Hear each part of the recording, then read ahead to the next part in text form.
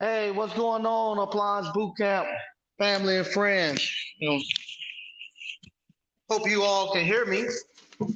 Are coming in a little tired. I've been away the last couple of days going to actual training program. So I'll give YouTube a few minutes, let everybody know that I'm here. And like I said, for those people who are coming in, if you can hear me okay, I'm trying to get my new mic set up on my cell phone before I head out next week to Ashley. So if you can hear okay, just put a one in the comment. That way I know that you all can hear me okay. If you can just put a one in the comment.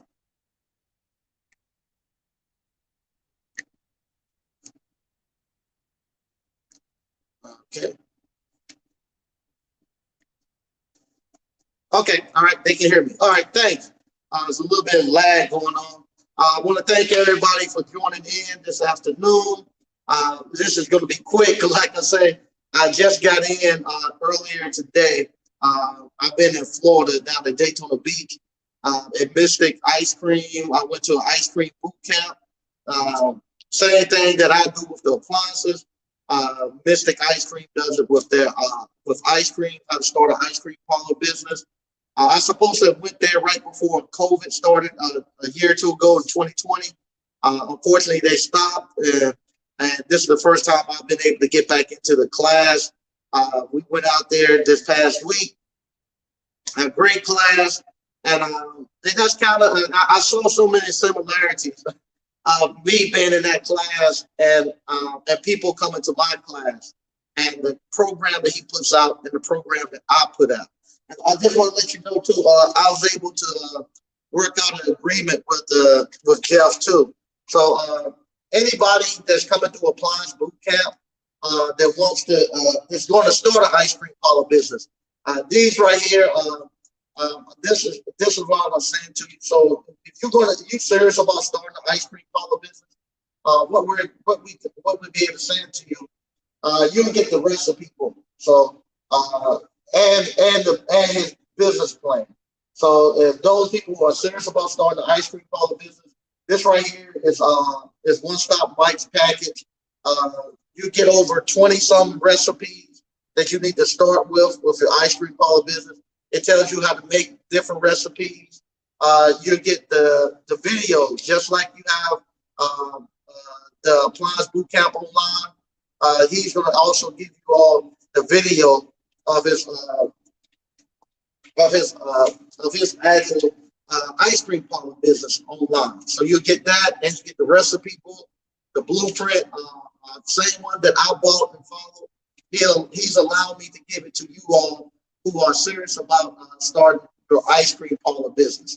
And when I say serious, I want to you have got your back freezer like One Stop Mike, and you're moving forward. I can get you that information. He was so happy to see. I was showing him you all and showing him what One Stop Mike is doing and stuff, and he was just so happy that he said he'll let me get that and give it to you all if you all are serious about starting your own business. But being down there this weekend,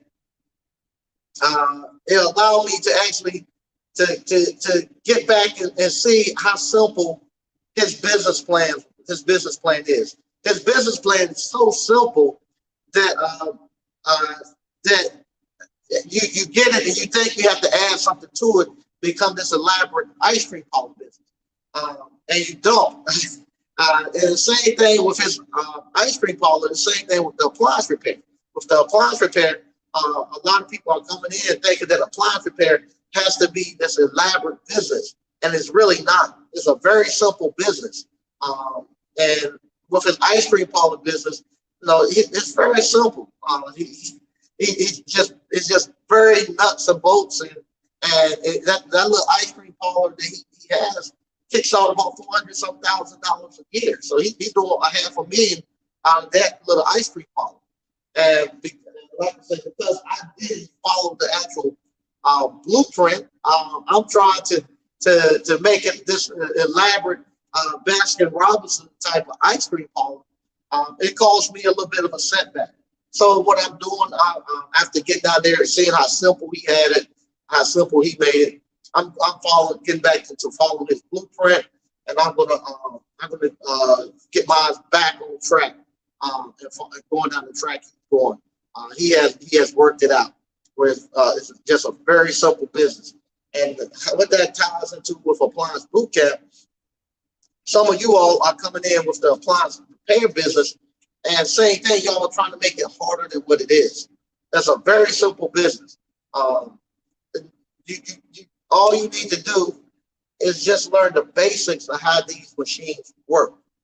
When I say learn the basics, just learn the basics of the refrigeration system before you start trying to figure out when to do seal system, wanting to get into all of this. I don't have a problem with you getting to where you want to do all your diagnostics right there from the board and stuff. But you gotta understand, and you're going to get there. But starting off, just learn the basics of how refrigeration works. Learn the defrost cycle. What components are in the defrost cycle? Learn that what the evaporator fan does, what the condenser fan does. Just look at that. Look at the videos in your training where it teaches you all of that stuff, and just get a good foundation, because that's what refrigeration is built off of. Like I say, when you get to any refrigerator, just check those components. Check the evaporator, frost pattern. Check and make sure the condenser fan is turning. Check and make sure the evaporator fan is turning. And check and see if the compressor is on. Just that's all you have to check starting off, and that'll lead you to where your problem is at. And so that's what I want to tell you all. I had the same thing happen to me when I went back down there and looked at his business. I just looked at it, I said, this thing is just so simple. And I was making the ice cream parlor harder than what it was. It's just very simple. His business is very simple. He charges one price for everything, and all he's doing is just simple ice cream. He's doing nothing fancy and this and that, and he's making his money. Same thing with appliance repair. I don't go out and I told you I don't want to be out here now with no 10, 15 technicians and subs and stuff. I've done that. For me, it wasn't fun anymore. For me, I just don't like having employees. But a simple appliance repair business, 1 or 2 man shop, it's a great business, and you'll make a buttload of money. You'll make a boatload of money. You almost can't lose going out here. If you're going out doing 1 or 2 stops per day, you can make anywhere between $150 to almost $500 a day just doing 1 or 2 stops. It's only going to take you a couple hours. Most of the time, when you're working for somebody, you have to work 8 hours, and they'll hardly bring home $100 by the time they take taxes and stuff out. But if you take this simple appliance repair business that I've been putting out here for you all, you can go out here easy and make you $400 or $500 a day, and don't have to have all the stress of trying to run a huge company. Everybody don't have the capacity to run a huge company with multiple techs, with multiple CSRs. Majority of the people don't have that capacity to do that. Don't have the ability to put those procedures and policies together. But everybody has the capacity to go out and do 2 stops a day, do 3 stops a day. Everybody has the capacity to do that.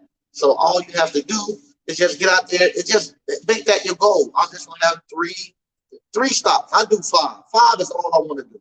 You just say, hey, I just want to do 3 stops a day. That's going to be my goal. And that'll create a great living for you and your family. You'll be able to, like I say, pay cash for your vehicles. You'll be able to pay cash for your kids to go to college. You'll be able to buy you some rental property. You take that money and you can go start other simple businesses. This ice cream parlor business, very simple business to get into. Very simple. It doesn't take much money. Very simple for it to run and operate. If you follow the directions and stuff that like I should have been starting following all the time. But if you follow directions and stuff and just keep it simple, yeah, you make a great amount of money selling ice cream. And so that's another thing too. Why I hadn't completed the what you call the actual ice cream parlor course. Remember I told you I said I needed to go down there and find some stuff out before I finish the ice cream parlor course because if I need to make sure that I was on the right track. I didn't want to lead nobody astray. And I found out, hey, I was kind of going off a little farther, so I have to get back on track. So that's why I say it's important if you're gonna get something from somebody that they've been, especially a business that they've been doing it for at least 10 to 15 years, because they've seen all the problems that can come up. They got it right, and this right here is good. So I give you an introduction into the ice cream parlor business. But once you're serious and you want to get into the ice cream parlor business and you know about your back freezer and stuff, let me know, and we're going to be able to give you his actual business plan. And Jeff been doing it for over 20 years. His little ice cream parlor kicks out about $400,000 per year, and so you can get it directly from him, directly from the master. And I was glad that we was able to work that out. And same thing, he's going to give you his actual course. So when you get ready, just let me know. And because you all are coming through me, I'll be able to hook you up and give you everything you need to actually start your ice cream parlor business. And that's the way I like to do it. I like to give you all the people that got me going. Now, 15, 20 years from now, when my ice cream parlor is making $400,000 a year, and I went through all the trials and tribulations that owning it for that long, then I will I'll be able to go out and actually be able to do the same thing Jeff is doing. But right now, we need to get you back, getting it directly from the master to put it together, Jeff, and Jeff will actually get you where you need to be at. And I'm glad I'm able to give you all that information. This weekend, I'm going to be heading out Sunday. I'll be coming up to the Ashby. I got some stuff I got to do in here to rearrange my ice cream parlor. He gave me some great information. Like I said, because he's been doing it so long, I got just a couple of questions. He was able to tell me everything that I need to fix here to actually switch things around. So I got some stuff I need to do here before I head out. So I'm not going to be here that long. I'll be there. Like I said, I'll be down at Ashley's on Sunday. I'll send out in the community tab. I'll show you where I'm going to be filming. Actually, on Monday night, where I'll be doing the actual live event. So if anybody want to show up Monday, I'll be glad to have you there. All right. So I'm going to read some of the stuff we got going on, and then I'm going to get out of here because I'm tired and I haven't been with my family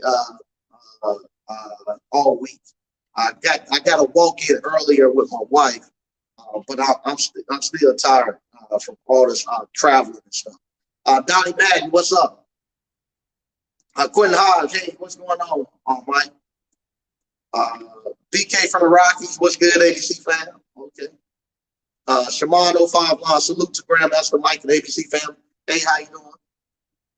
DCNF, what's going on, Mike? Hey, how you doing? DCNF said, what's up, ABC? Fam, what's up? What's up? SQ Services LLC. All right. 89 Dr. Funk, what's going on? Okay. The Hours about Holly. Hey, how you doing? Just completed my first repair. You introduced a new opportunity in my life. Appreciate you. Man, congratulations, man. Way to go. I'm proud of you. Hey, what's going on, my apps? What's happening? One Stop Mike, what's up, ABC? Yeah, One Stop Mike. Like I say, I was sharing your information and stuff and showing Jeff at Dollar Mystic Ice Cream the stuff that you're doing. And he actually is sending you this to make sure that you're able to get going. So Mike sent me his information. Not only I'm going to give you those recipes that he has, the recipes that I've made on my own. So you'll get those too. You'll get my butter pecan, my peach cobbler, my blackberry cobbler, my moose tracks, the ones that I personally put together on my own personal flavor. You'll get those also. Yeah, congratulations on that first call. That's good. Yep, everybody congratulations. All right, DCNF repair. We closed our last year strong and started out this year the same way. Yeah, man. I actually had to. It was like I said, going down there and actually spending that time down there with Jeff. It actually done me a lot of good in my other businesses too, because I got to see where somebody has slowed down, where he actually has transitioned and pretty much is retired. So what he's done, he actually has a young couple that wanted to start an ice cream parlor business, and he moved to a new place down in Daytona Beach, and he went there and retired and wanted to start another ice cream parlor business. He started it and gave it to the young couple. So what he's doing now, he's just starting the ice cream parlor businesses, and he said he started them up and just giving them to people because he don't need the money, but he just love entrepreneurship and starting people off and proving people wrong that you can't get into this business for such a short amount of time. So that's what he's doing, and he has a place to teach his courses and stuff from too. So, and I looked at that. I said, I want to get to a simpler life like that. Okay. What's up, Appliance professional thing? What's going on? All right, they networking. Okay, they networking. Terry the electrician, what's going on? Hey, how you doing, Terry? Frank Evans, Mike doing big things. Yeah, 2022 is gonna be a big year for me. Like I said, 2022, I'm actually scaling back a lot of the stuff. I'm actually trimming down. As they say, I'm gonna get into my fighting weight in all aspects. I'm actually my wife and I are actually working out in the afternoon. We're actually starting to walk.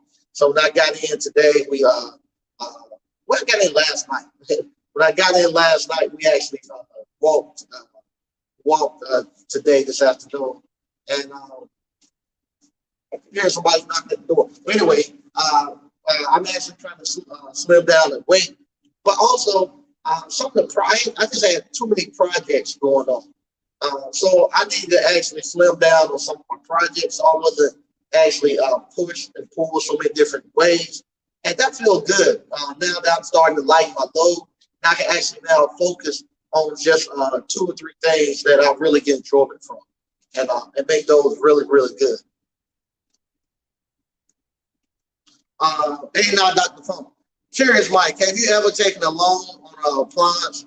You could take an L on an appliance you couldn't fix? If so, what was the appliance? Good Lord, yes, yes. All the time. I've taken L's on appliances that I couldn't fix. Up until maybe 2-3 years ago, when the Samsung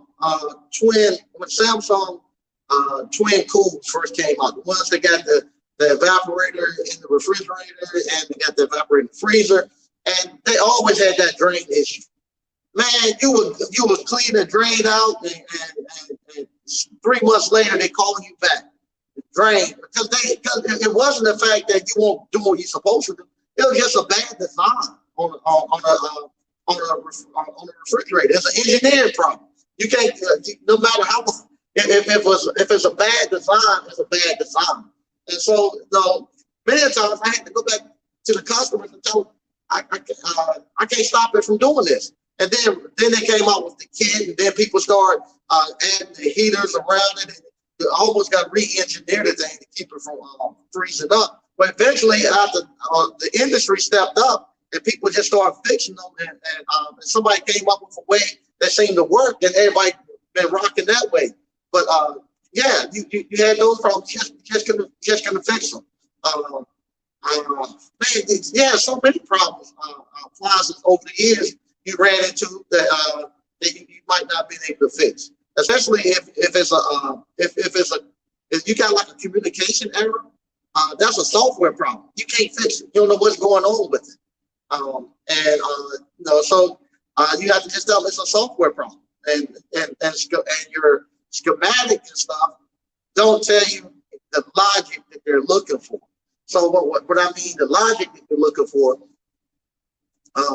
when something have a software error, that means you got two control boards. When they say communication error, you got two control boards trying to talk to each other and trying to they have like a handshake. Well, it's different logic that different control boards are looking for. If they're sending like a digital logic, meaning if they're sending like a serial data like ones and zeros, the only way you're going to be able to do that, you have to have an oscilloscope. You got to set on that line, and you got to actually sync up and actually catch the data coming through. And you can actually look at the data, and you have to know the software program of what data they're looking for in that sequence to tell out what's wrong or not, what device is wrong. But it could also be just looking for some type of logic. Meaning it might be looking for 5 volts on this pin and 3 volts on that pin, and negative 3.3 volts somewhere else. If I do that, then I can actually go and find out exactly what problem is actually, which board is actually bad. And it might be another device that does have nothing to do with the board. It might be a pinch wire that might be keeping the signal from going up. But because I don't know, because they don't give you that type of information, only the engineers and the software developers have that information, you can't go any further. You don't know what they're looking for, so you just lost. You can guess and keep trying to change boards and stuff, but you wouldn't know until you had that type of information.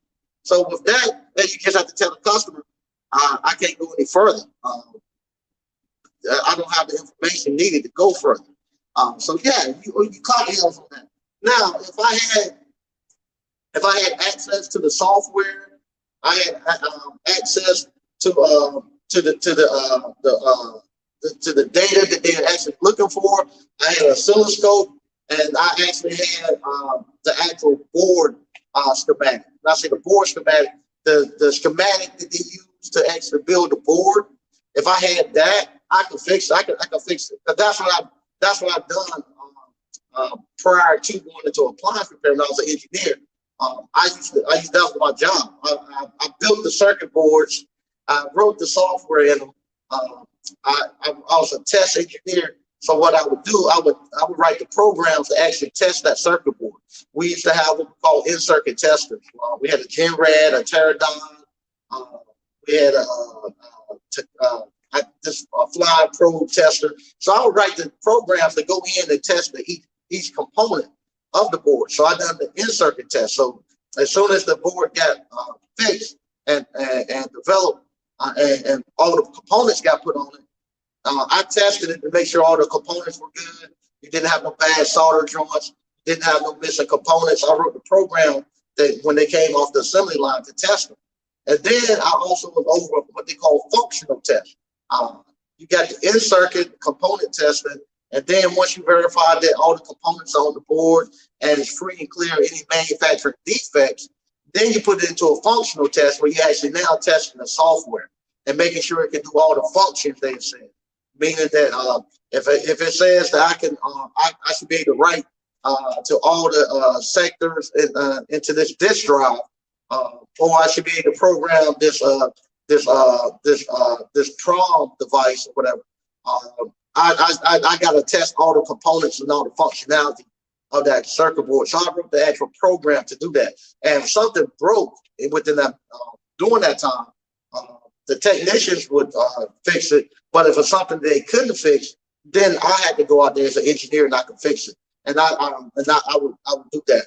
So if they got a board or they got some type of they got a cabinet that wouldn't work.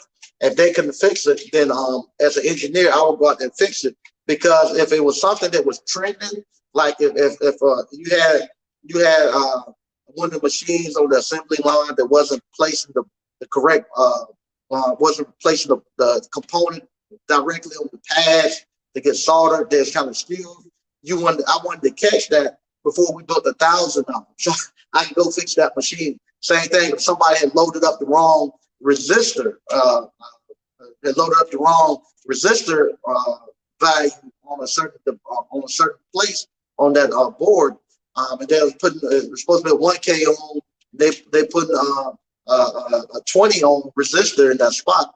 I want to catch it, and so that we don't have thousands of boards being produced like that. I could fix it and just rework the boards that were bad. I can find out which one's bad and go get a rework. So yeah, but if I got schematic and the software, I can fix anything electronics. All right. One stop, Mike. Thanks, Mike. Tell Jeff I said thanks, and I watch his videos all the time too. Okay, I definitely will. I definitely will. Okay, they networking. Hey, now, Dr. Funk. Oscilloscopes, I use that at my 9 to 5 to measure laser wavelength frequency. I thought about buying one just to have to goof around on my table with bad boards. I have. Yeah. I've done a lot of the oscilloscope and all that stuff. I spent a lot of time there. Yeah. But with that, I would actually to really fix the board. No, some of the boards are simple. No, the ones that just have the relays and stuff, they're pretty simple. But to get some of those complex boards and stuff in, I would actually need to have that actual. I need to have the board schematic, where all the components are going, and I would need to know because I need to know the actual chips also. So each one of those little devices you see on that board, those chips, they might have you see how thick that appliance repair book is. Well, each one of those chips will have a book that thick just for that specific chip, and so it tells you how to program it. It will tell you that how the chip operates and stuff. And so I would actually have to, for each one of those devices on the board, I would actually have to know exactly how each one of them work and operating ranges too. So if it says it operates in 20 degrees to 90 degrees, then I would actually have to build an environmental chamber to put the board in there and take it from those two different extremes, take it in 20 degrees, take it in 90 degrees, and make sure that device is built up. Because if we are selling it and somebody put it in that environment and it fails, the company could be liable. But yeah, I used to do that. Done many times with those oscilloscopes. Terry, the electrician, with the way technology is going, we all going to have to be engineers and as professionals before long. Yeah, we already are. We already are there. And that's another thing too. I want to tell you. I was talking to my wife, and I was taking our walk today, and I was just telling her that I'll be honest. Up until 2 years ago, I thought everybody and their mama had a computer in their house. I did not know so many adults didn't have access to a computer in their house, because I just took it for granted that everybody had a computer. Especially if they had young kids. I said, well, how do kids do their homework if they don't have a computer in the house? But after starting to teach this class and seeing people come in, I realized it's a huge segment of people who don't have a working computer in their house, and I just couldn't believe it that people didn't have a computer when people are having to go to the library to do stuff. And computers, to me, I don't think it's that much. You get one for less than $400. But I don't know. I don't know how you. Let me say this. Within the last 10 to 15 years, it's almost impossible for you to run a business without having a computer. Unless you're doing something like you're a barber and you're just cutting hair and stuff like that. It's almost impossible for you to run a business without a computer. Now, granted, I do most of my work from my cell phone, but when I gotta do my office work, I gotta have a computer. I gotta have it might be I'm old school. I gotta have a keypad and I gotta have something that I can actually see the desktop version of. It's gonna be hard for you to just run a business off of just your cell phone and going to the library. You're going to have to invest into getting you a computer. You're gonna have to become computer savvy. It's almost impossible. Even with the ice cream parlor, you can't even order your product unless you got a computer. You go to some of the warehouses you go to, you can't go to the counter and say, "Hey, let me get this, get that," because they don't have no place you can pay for it at the counter. You have to order it online, and then when you get there, the only thing they do with the warehouse, they just do the orders. So when you get there, you just say, "Hey, I got this order number. This is your order." They tell you, "Okay, pull around to the back," and they have your stuff sitting on the dock, and then you leave. But you can't just walk in and pay it anymore. Yeah, you gotta stay current and keep our skills up to date. Yeah, you got to. You got to. And how you gonna get these schematics and how you gonna? I can imagine just trying to look at this stuff. Maybe because I'm getting older. Maybe I just can. I just can imagine just trying to run this thing off with just my cell phone. DCNF, fix some boards and use oscilloscopes. That was my previous career. Yep, me too, man. Me too.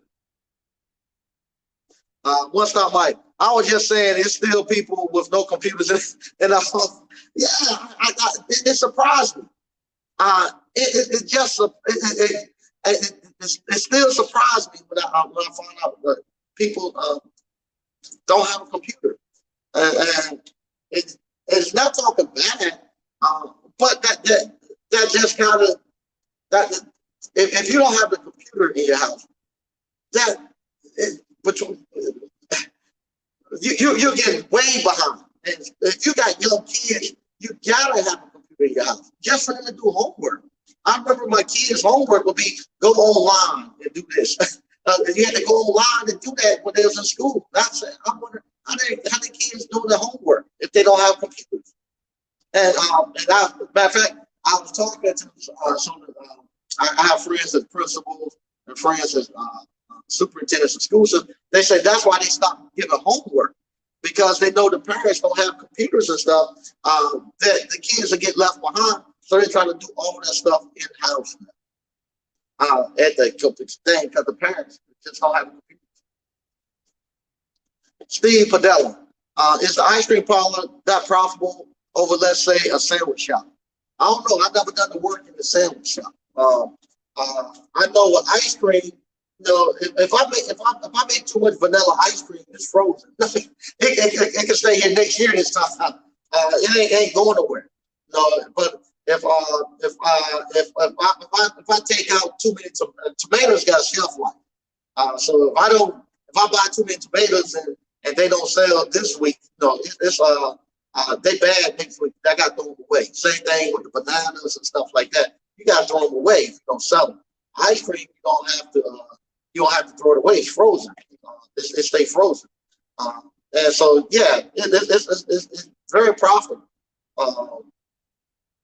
For me, let's say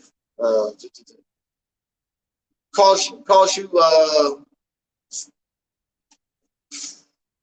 let's say cost you about, for me, to make a gallon of ice cream. To make a gallon of ice cream cost me about $10, and from there I can make about maybe 60 to $70 off of that gallon of ice cream. Yeah. So yeah, this cost me $10. I can make about $60, about $60 to $70 off of that gallon. So it's profitable. I thought everyone had a computer in their house. No.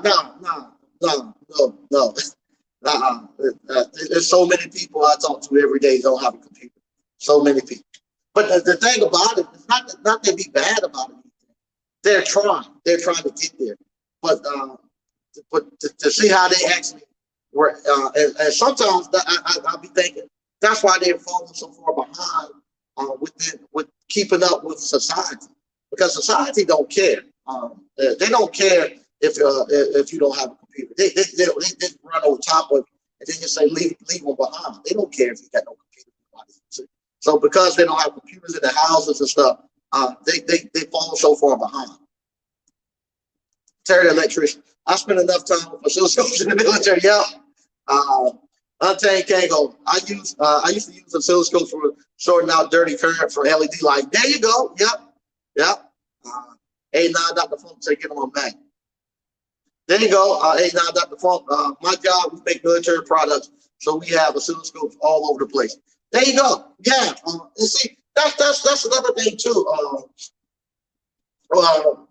With the appliance repair, why I think we have such a success is because the people who are coming here, they are mechanically inclined and they're familiar with this stuff. So it's easy for them to make that transition. And even the ones who have never done appliance repair, they're mechanically inclined enough where they can actually look at it for a while and figure it out. Eventually, they get to the point where they can do all the other stuff. But sometimes I think they see the other people who have worked with oscilloscopes, who've read schematics, who knows all the electronic parts. They see them and they think they're supposed to be doing the same thing as they are. So they'll see a 89 Dr. Funk and see him fixing stuff right away and doing 3 and 4 calls and being okay, that they think it's going to be that way for them too. No, it's going to take you a while. It's going to take you a while to get to that point, but you will be able to do that. And you gotta be comfortable knowing what your capacity is. Don't get to the point where you're constantly comparing yourself to everybody else. It's kind of like golf. When they say golf, you're not playing against. I'm not playing against the other people that I'm golfing with, that we're out there together with. I'm playing against the course. So you actually, your opponent is the actual golf course that you're out there on. So if I can't get upset if my buddy he can drive a long way out and I can't drive, it take me 2 shots to get to where he get off on the drive. But once we get on the green, if I got a good short game, it might take him 2 putts to do what I do in 1 putt. So you have to same thing with this appliance repair and start your business. You can't be comparing yourself with other people. You have to look at you actually just really in competition with yourself. And the only competition you have really is the appliance that you're in front of. That's your competition to fix that appliance. Now, is it nice to be able to know all this, all the fancy terminologies and stuff, for the different appliances and stuff? Yeah, that is. But it doesn't matter if you know all that information and all those fancy catchwords, but don't know how to fix it. The thing is, you want to be able to fix that appliance. So I say put all the emphasis on learning how that appliance operates. And this appliance stuff, you're not going to be able to just look at the videos one time and say, okay, I'm good. I looked at everything. I moved on. It's not like that. It's not like doing schoolwork. It's not like doing college work. Of what you have to do here, you have to actually understand this stuff. You're going to have to look at those videos 20, 30 times. Every time, until you get it down pat, every time you get a gas range, you're going to have to go look at a gas range video. And until you get it down pat, what's going on is how the gas range operates. Same thing, until you get thoroughly familiar with how the refrigeration cycle looks, keep going back looking at the refrigeration video. I know it can get tiresome of you have to keep looking at the same thing. same thing, but eventually it's going to stick. But yeah, you ain't know something you will look at one time and be over with. I have to read the service name all the time. Okay, 8 fun. There you go. That soda dispenser I fixed a year ago. That was because of my 9 to 5 job, learning how to deal with pressure regulators and pressure tanks and work. Yeah, all the stuff that you do. It's funny. It's so funny how life is funny like that. All the stuff that you think you would never need. It's funny how life put that in your way so you can use it later on. All this stuff that I'm doing right now, I done little parts of my life got me to the point where I couldn't get here. DCNF, definitely have to stay in your lane. What others eat don't make you. Yeah, that's the honest to God truth. Honest to God truth. What's up, Rod in Motion? All right. They networking. Yeah, that's the honest to God truth. You just stay in your lane. And I'm telling you, if you stay in your lane and what makes you happy and the lifestyle that you want, you're gonna be so good. What got me is what's it called. It's funny. I was talking to Jeff about this when we were down here. Jeff has a very simple business. His ice cream parlor is very simple. Very bare bone, but it's hot. He makes a lot of money in it. I started this one guy that took his course that actually started ice cream parlor business, and he owns like maybe 7 ice cream parlors. He has all this. He's doing all this elaborate stuff with blast freezers, and he's talking about the temperature. Need to get the ice. Seriously, he talks about you need to get the ice cream down to this temperature to get the real flavors out of it. And he talks about how much it yield. And he getting these automatic dispensers that automatically fill the cups and all. He's doing all of this stuff. And I'm looking at him, and he's talking about he's making $5-6 million a year doing ice cream stuff. He probably is doing that, but I'm looking. It don't look. His life don't look fun to me. It's like he's always strung up and high strung and trying to do something. He never look relaxed and comfortable. I go down there and I look at Jeff's business. I can see it. It's simple. I see how it works. It's just very simple, man. It's just so simple, and I can see them. Same thing. I sat there and you just watch the people coming in, and you see his life. His life is simple. He does what he likes. He's down there on the beach, and he's having a great time, and he's not doing anything, rushing or anything. He's just enjoying life, and that's kind of the way I am with the appliance repair business and with the ice cream parlor. I'm scaling it back to just be something just very simple like that, where you don't have to be out here just rushing. You don't have to be out here. I don't work on weekends. I'm not going to be out here running no service calls on the weekends. I'm not going to be here late at night. As a matter of fact, I'm actually thinking, do I want to continue being in the truck?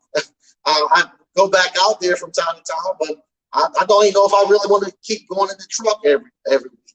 I like going out there from time to time, but I'd much rather just be in the shop right now, just fixing stuff and just enjoying my life the way it is now, where it's simple, where I don't have to be, where I don't have to worry about same thing. Jeff in the process of trying to buy the building he's in now, but don't have to worry about you're going to be able to make the rent and all that stuff. Don't have to worry about the ice cream parlor.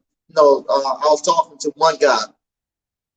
He owned the ice cream parlor, and he gets about 1,000 customers per day. But he's in this high traffic area with an ice cream parlor. But his rent is about $6,000 per month. So by the time we added all this stuff up, we're making about the same amount of money. And I was like, I don't want all that.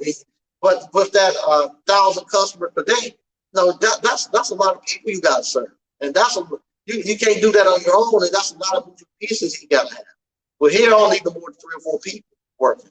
Same thing. If you want to have a huge appliance repair company, it's nothing wrong with that. You got the capacity to run it, but that's a lot of moving pieces you got to be a part of. You can easily do 1 or 2 man shop and just work Monday through Friday, get going at 10 o'clock. You be home by, realistically, you can run your business and you can be home by 2 o'clock. You can leave around 10 and you can actually be home by 2 o'clock and relax and having a good time. And you'll have a great life. And you get to the point where you just enjoy life. Sometimes I wonder if I'm lazy or I'm just complacent, but I don't want to be out there running a bunch of cars. And say the good thing about it, if somebody calls and they say, I need somebody out there today, I can't get there till next week. So welcome to find somebody else. And somebody else will be calling right after that. So you don't have to be taking all that stuff, killing yourself. Read a little bit more, then I will get out of here. All right, so this networking. Once again, I want to thank everybody for watching. I'm gonna be heading. If I don't get snowed in, it's supposed to snow Sunday. So if I don't get snowed in and I can get out of here Sunday, I'll be down in Tampa on Sunday or as soon as I can get there. And I can't wait to meet the people who's gonna be there. I'll give y'all a location of where I'll be doing the live. Be doing the live feed from Monday night. And like I say, if you hadn't already, please get into this appliance repair or the skilled trades, or find you some avenue to get into entrepreneurship. It is great. This life that we have, it's unlike anything. I tell you, the skilled trades is great. I was at one of my I was in a customer house. Matter of fact, they own a construction company, a plumbing company, an HVAC company, and they done work for me. I do work for them. And I was at his house last night fixing his washing machine, and we were sitting down talking, and we were just talking about how great life was to be in the skilled trades and the stuff that we've been able to accomplish, and how life was about more people don't get into it. We couldn't figure out why more people was not getting into the skilled trade. Because I'm telling you, man, you might think, I hope you don't think that I'm just overselling this thing. But I'm not. I can't put it into words how great life has been since I got into the skilled trades and been running my own business. I've been pretty much retired since I was 30. I was talking to him. He has a lot bigger outfit than I have. But his son is actually working, taking over his business, and he's there. And like he told me, he said, I said, really, I don't even work. I work about 4 hours a day. I said, me too. I work about 3 to 4 hours a day. I'm doing exactly what I want to do. I pick and choose my service calls I want to go on. And I love it, man. I love it. I just really love it.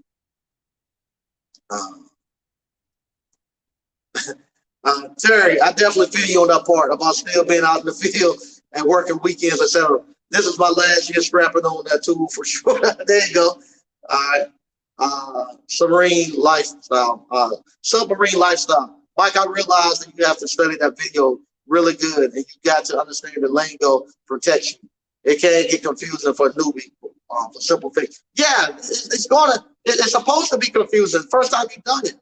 But you got that's part of your job right now, is actually learning.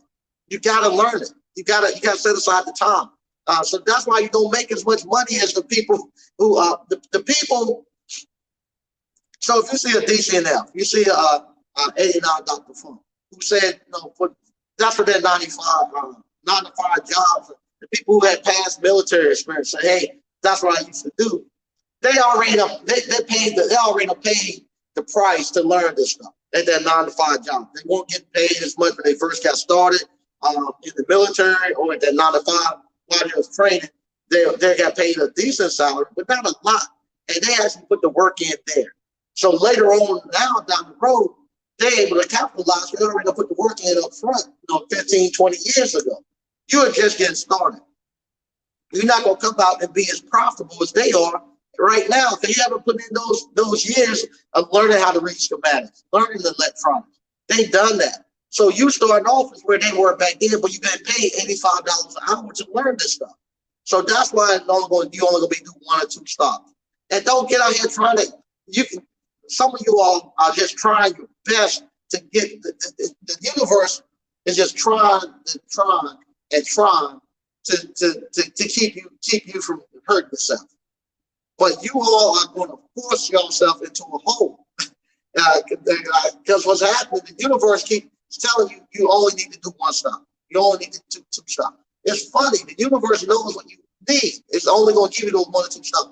But y'all looking at everybody else, I need to be doing more stuff. I need to be doing more stuff. How can I get more work? Well, you just getting started. Just give it time. No, I got to get more work. I got to go do this. What's going to happen? The universe is going to say, okay, I've tried to warn this guy or this young lady, but they won't listen. I'm going to give them all this work they need.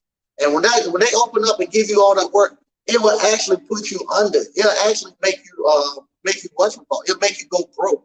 It'll make you get out of trying to run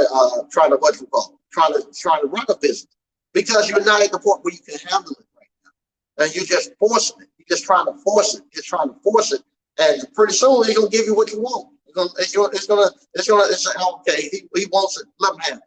And they say, it's gonna be so much coming in that it's gonna make you go broke. It's so many components that you have to have in place when you're trying to go ahead and do COD work. There's so many components you gotta have. You gotta have the knowledge. You gotta have a system in place. When you're doing COD work and somebody don't pay you their cash up front, you can't wait 2 or 3 days to order their parts and get back with them. They're gonna be looking for you. You gotta have that. You gotta have the processes in place, and you gotta have the logistics in place.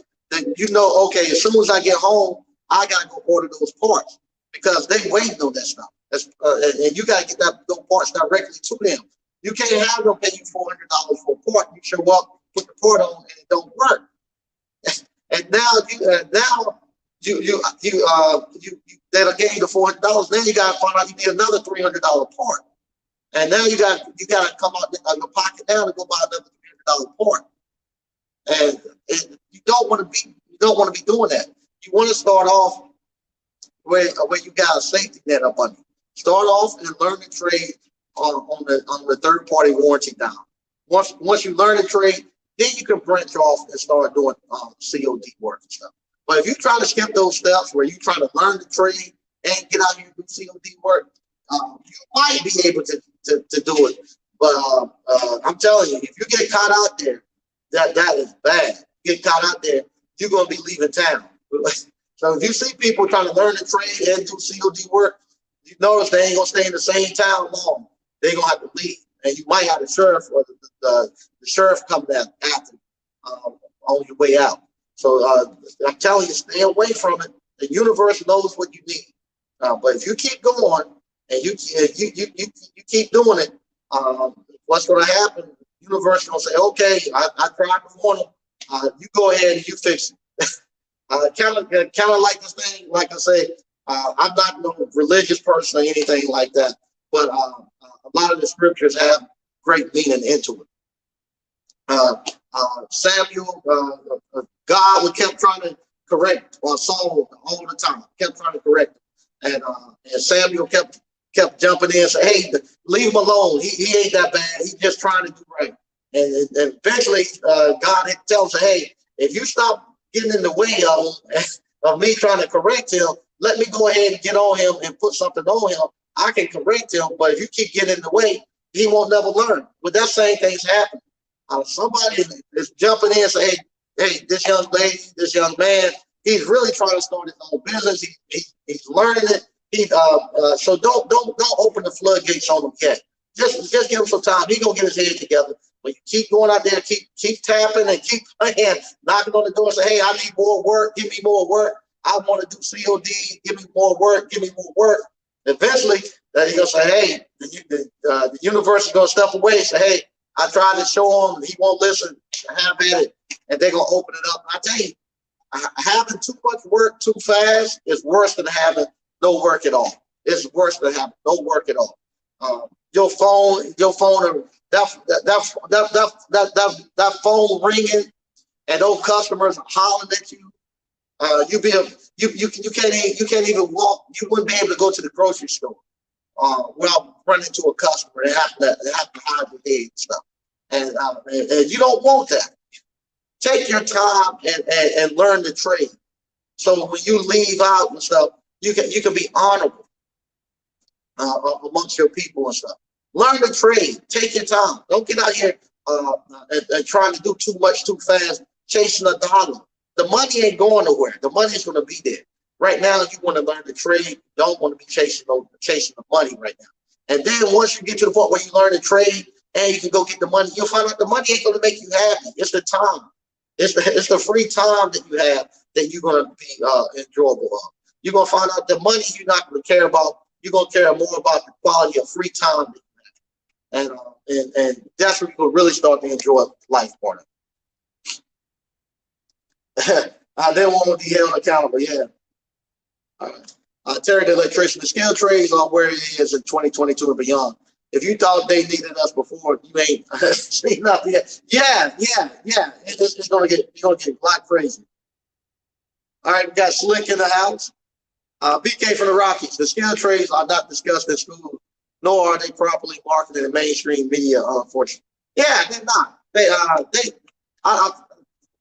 Like I said, my wife and I was walking and we was talking because my daughter, she's in school right now, college for nursing. And this is the thing that make me mad. I was like, here it is. You got all these hospitals who's begging for nurses. We need nurses. We need nurses. We need nurses. And you got the universities that have nursing programs. They keep dwindling the nursing program down. Saying, you have all these people who want to get into nursing, and the hospital needs them. Like talking to some of the doctors and stuff, they're telling me, yeah, the hospitals are full to capacity, not because we don't have enough room for people. We don't have enough workers. We don't have no nurses there. So we ain't got enough nurses to cover everybody. So instead of the university putting that effort into places where people can make a lot of money and there's a lot of demand, they shrink those down. So we're only 50 people from each class who get into the nursing program. You got to keep applying, and you might not get in, even if you got the grades. What the hell? But then they have something like social work and political science. Everybody and their mama can get in that. There's no problem at all. There's no money to be made in it. And so they funneling you, that they're pushing you to these jobs and stuff, and they don't make you no money. And the stuff that can make you money, they're restricting it. These say that for Appliance. One may say, I have a problem and find a solution. You are on Easy Street. There you go. All right, they're working.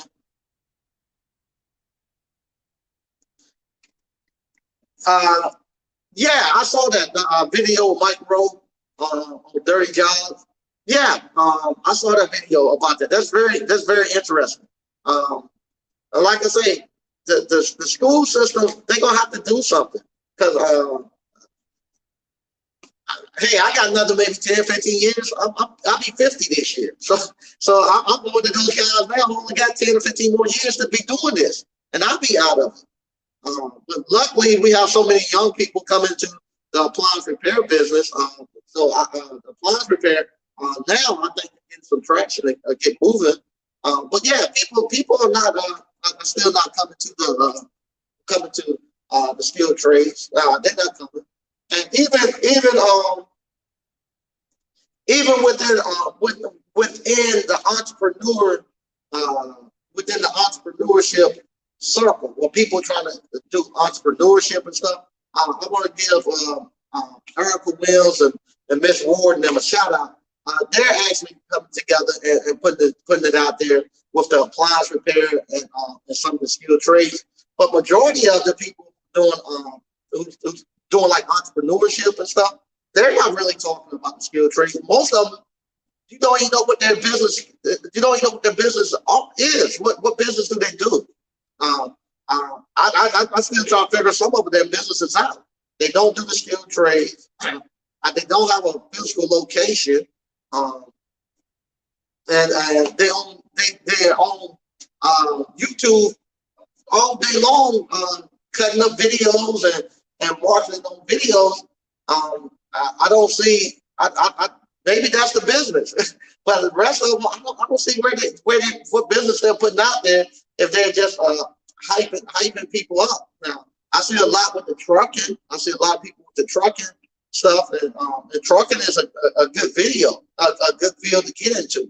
I think what happened with the trucking is a lot of people jumped into it, and like I said, you need to be in it 10 to 15 years before you're able to really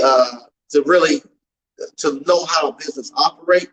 I think what happened, a lot of people jumped in. A lot of people saw, oh, you can go make money in trucking, and the people who had the loudest voices in trucking, they jumped in there, and they saw those people growing, doing all this stuff in trucking and getting a bunch of trucks and this and that, and other people jumped in and started following them, and then quite learned the actual trucking business. And by the time they learned the trucking business, they realized they might have made a wrong turn, or they might not have been. They by the time they found out where they about the trucking business, they found out they went about it the wrong way, and by that time it's too late. They had to actually break it back down and try to figure it out.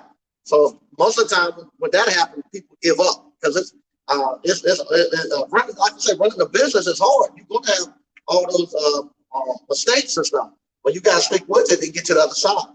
I don't think they had mentors to actually get them to the other side to get them going. So everybody was just following everybody the wrong way, and they didn't have a mentor like I had when I did talk to Jeff. I see this one guy doing all this stuff, talking about he's making millions of dollars, and I'm trying to catch up with that guy. I'm pretty sure that guy's in a bunch of debt.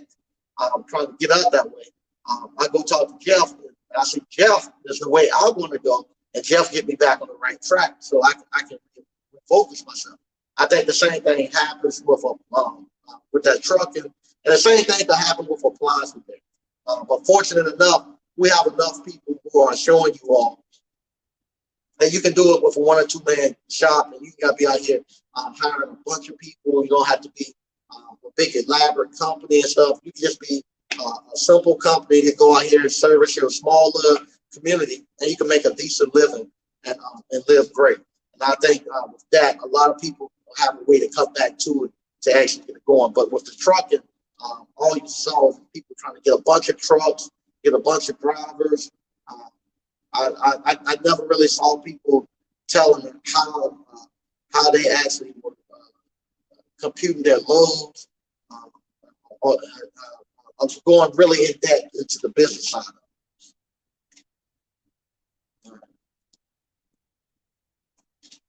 Okay, yeah, that video said for every 5 tradesman retired, 2 is being replaced. Yeah, like I told you all, with the electrical contractors in North Carolina, this was 3 years ago. I was in a training class. They had what we call, we used to have about 40, 50,000 licensed electrical contractors. Now they're down to about 10. And believe it or not, I keep saying this. I say it's the unions who are keeping these people out of the skilled trade. Because I think what they're doing, they're saying the unions want to say, okay, we don't have enough skilled tradesmen. Let us come in and train everybody, get them in the union, and we can eliminate the ones down below the basic line, the independent people. They're hoarding everything and won't let nobody else get in. And the unions need to come in and make things right. And I think the same thing with the nurses. the unions are trying to get in there and say, hey, we're going to provide the nurses. You got to come work for the union and all that BS. That's what I think they're trying to do. Yeah, it's so much work. It's unreal sometimes. Yeah, and see, that's one of the things. And I see somebody who's been doing this for like 2 to 3 years, and they trying to figure out how to get calls and stuff. That makes me wonder what's going on, because I don't have to advertise. There's so much work. Okay, no, it's considered dirty work. Man, it's not glorious. Yeah, it's not glorious. It's not glorious. Engineered appliance repair. What advice would you give someone who is a great technician but suck at business? I can fix appliances, no problem, but the business part is killing me. You can actually learn business also too. So what you would need to do now that you know the trade, you will now need, depending on what you want with your business. Do you want to hire a bunch of technicians and stuff? Do you want to hire a bunch of technicians and you want to run it as a business and not be out there fixing stuff? Then it's a totally different skill set than you need to have as a technician. You need to now learn how to actually run a business. A good book to actually get you started is the email. Read that, and that actually get you to actually start thinking like like a business owner. And what you're gonna have to do then, you're gonna need to join USSA. You need to start coming to the ASPE, get into a peer group where those guys that've been there, they for any amount of technicians you want to have, is somebody there who's been running that for 10, 15, 20 years. You get into that peer group, and they will actually take you along and show you how to grow your business as a true business, and show you how to actually hire technicians, show you how to actually grow your business so you actually have a true appliance repair business. You're gonna need only person gonna teach you how to run a business is an actual business owner. There ain't gonna be no classroom you're gonna go to. You're gonna have to go to your actual trade organization, go over to come to the ASPE, start going to the you need to start going to the business section of the ASPE and get into a peer group and let them show you how to do it. Nobody else can show you how to run a business but a businessman. Yeah, Mike, the social engineering at its best. By the time people realize they've been laid down a dead-end street, they can't get a good job and still have to pay their loans back. Yeah, no doubt. That's slick. Yeah, keep your hand on the plow, do your best, do things, best to do things same day. Yep, no doubt. Okay, engineer appliance repair. I do need to increase my first call complete rate. Now with that, that's going to do getting your first call completes up. You have to do a lot more pre-screening of your calls, because most of the time, if you pre-screen your calls, you know about what the problem is. If you fix the appliance, you have a great idea of what's going on, and with that, either you're gonna have to have your truck pre-stocked with enough parts, or you need to have some time in the morning. Like I don't start until 10 o'clock. Going to do service call. So what I can do, if I know if I'm pre-screening my calls, I know what I'm gonna be up against. What I do at around 9 o'clock in the morning, I just go to the closest supply house I have, and I grab the parts that I think is going to be wrong with some of my calls on that first call for that day, and I just take those parts on with me. So you can do that too. But yeah, if you pre-screen your calls, a lot of times you get your first, just pre-screening your calls, you get first call complete. And it's not that hard, it's getting to be repetitious. So you just by talking to the customer, you can tell what's wrong with the appliance. All right, KM currently, KM currently a respiratory therapist and been busy. I'm looking seriously at appliance repair. Realistically, how long did it take people to make 75,000 gross? Hard and tax write-off. Okay, I'll be realistic with you.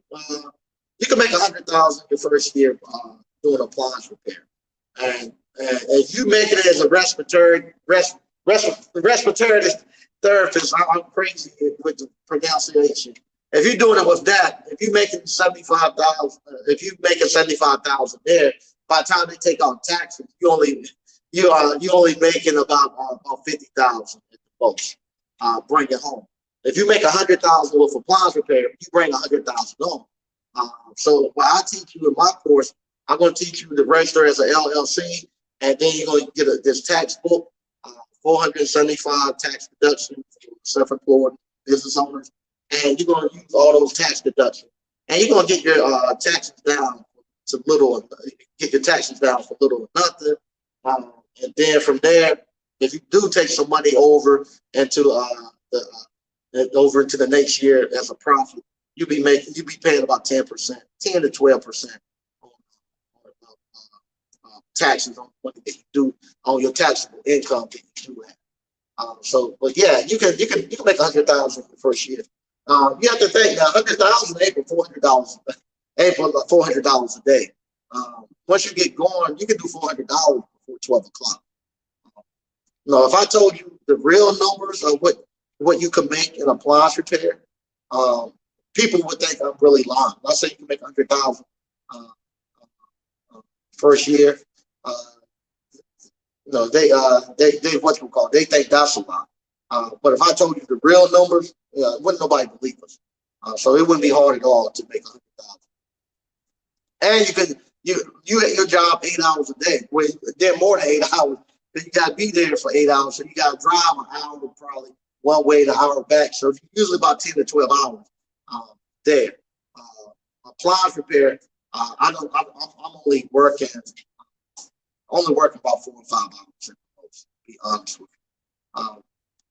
Actual physical work about 4 or 5 hours. And even those 4 or 5 hours of physical work, if the customer won't talking to me, it'd be less than that. The customer just keep talking to you all the time, and then with me driving, I stop by. That's one of the reasons too. I need to get back out the truck. I stop and grab something to eat when I'm not even hungry. I stop by Harbor Freight. I stop by Tractor Supply. I stop at all those places. If I see something that's for sale or something, I stop. You got time when you can just stop. It's a great life. It's a great life. Something pop up in my head, and sometimes I do this. Sometimes I'm driving someplace, and I don't like to drive on the interstate. I like to drive the back roads and stuff. And sometimes I'm driving someplace, and I see something for sale. I stop and call and go out there and look at it on the way to the customer house. You got time to play and stuff like that. You got a chance to live and think. Engineered appliance repair. He's not lying. Did 135,000 the first year between COD and warranty. But where did it all go? I don't know. Yeah, that's why it's important to do those 5 bank accounts. Those 5 bank accounts, you're able to keep up and you're able to allocate your money, and then you know where your money at the end of the year. So right now, at the end of this year right here, I had money left over. I know I had to pay my taxes. So I paid my tax bill that I had. After I paid my tax bill, I had money left over to put stuff other places and do stuff. I knew where all my money was, so that was good. So yeah, at the end of the year, I see where all my money's at. Throughout the year, I've been out celebrating every quarter with my family, having a great time. Get to go, like I said, I spent a week down at Daytona Beach. Getting ready to go to Tampa this week coming up, and spend a week there, getting training and networking and stuff. So that's you have no money to do those things. Family good, able to pay for my kids' tuition and all that stuff. So I know where all the money was because I've been putting it into those 5 bank accounts. Frank Evans, yeah, I love to stop and see somebody has a book for sale. They got my I do. Hey, I do that all the time. I stop and I see somebody got something for sale, and I look at it. It's funny. Some of the stuff I get, I bring it to the shop or I take it back to my parents' house. My wife be mad. You keep bringing stuff in here you don't need. But some stuff I buy, especially I like old trucks and I like old like tractors and stuff like that. I ain't got to where I can put a tractor, but I like to have an old tractor and stuff like that. So I'm always looking at stuff like that, old trucks and stuff, something I can see going. And so I buy those and work on them. Like I got my dump truck and all that stuff all fixed up now. So stuff like that I like to do.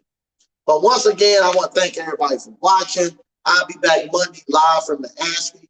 I'll give y'all a place where I'm going to be shooting from for anybody who's down there who would like to come get on camera. I would love to have you there. I'll be around the whole time. I'll be out. You'll see me with the cameras and all that stuff, walking around. Please just, if you see me, I'll be talking to everybody. But if you're somebody who follows the show and you see me out at ASCII, please just let me know you follow the show. I'd love to talk to you while I'm out there. Once again, those people who are traveling down to the ASCII, I hope you all be safe. Have a great time, and I can't wait to meet y'all. A9 Dr. Funk's has the camera truck. It's ready. He's been dialing what they call it. He don't call it dialing it in. He calling it like a shakedown where he got to put like 500 miles on it, where he's actually get the fuel injector and all that stuff actually dialed in, making sure all the nuts and bolts and stuff are tight, nothing's coming loose. So he's doing that. He actually quit his job. He used to be like at a truck, like the freight liner place. He was a lead mechanic there. He's now quit his job, and all he does now is just build trucks and cars for people. So now he's able to actually drive it a lot more and actually do the shakedown. So prior to that, he was still the head mechanic out there, so he can only drive it when time permits. Now he's going it full time. He's able to drive it more. But go over to his channel called Greasy Board Customs, and you can see the progress that he's making on it. So it's put together, it's running everything. He's just doing a shakedown on it. Frankie, my wife wants to get a bigger house, so I can get a bigger shed. There you go. Peace out, Quentin Hodge. Dashing 422. Exactly. I make about 90,000, take home about 75. So I know with write-off, I'll be so much better. Thanks, Mike. I work 12-hour shift. Yep. Okay, here we go. Submarine lifestyle. At my job, I make $464 before taxes. 8 hours. And appliance repair, I can make that in one day, 2 hours. Yep, you can. Yep, you definitely can. Once again, I want to thank everybody for watching, and I'll see you all on Monday down at the ASCII. All right, have a good weekend.